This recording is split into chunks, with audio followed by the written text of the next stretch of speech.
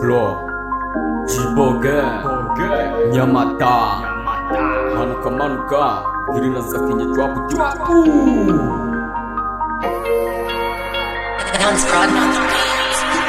Manuka manuka Girina zakinya chwapu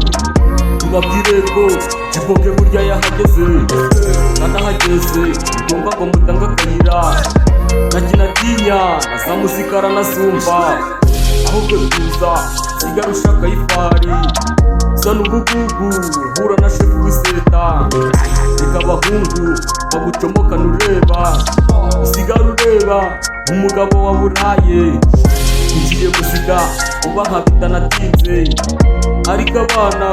burya turanategura erega shahwe umuziki niyo mpano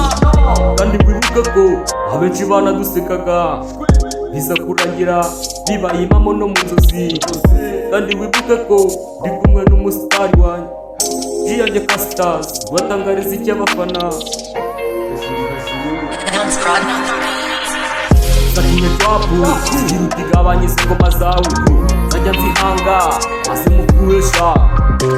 reka Jiboge imanukire nta n'ibyo guhunja ashaka itinda kandi no mwikofiyesha atunga senisa ntatunga inkende ntatunga kibiri atunga gitanu basa umubazi igisha yamiye ijanja izo by'isi mwumva hakurya nabyiririmbira ngo ikipe yanjye ndimanukire tukaza gusanga batangiye no gufunga imitwe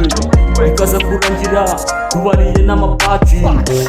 igihe niki ubanza ubwe muri kaki ubone yuko si turimo nta n'imikino twarariye ndetse twaranariwe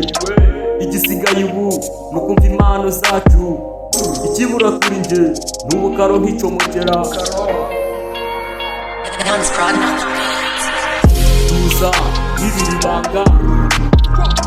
ibi bihe turimo birazira kwiyobera kuri nje sinkeneye kwikina ibyo nkora birivuga uyu muziki ninjiyemo naje bifuru ku myuka Nyamata amaniga yose ya Nyamata yo Boge w'imihanda Nyakondo